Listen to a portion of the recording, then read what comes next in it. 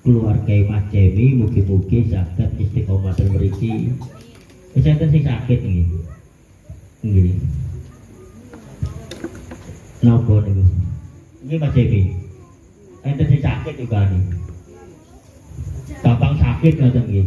Lah niku lek anjene istiqomah mangke lek boten telat nika enten khotiyam di tengah-tengah khotiyam jenengan donga ceke waras.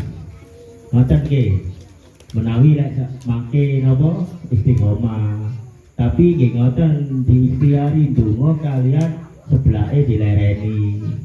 Sing pedes-pedes dilereni nggih. Ndang cepet ndang waras betul terus nggih. Nggih donga nggih.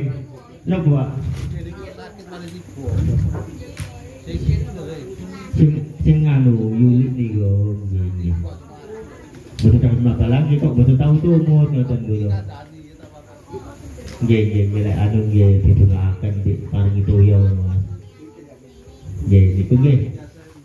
Donga butuh kerja nggih nyampe mangke sampean napa istiqomah ten mriki lek kaya khilaf sampean donga napa kebutuhane panjenengan sampean donga ki aboten Allah.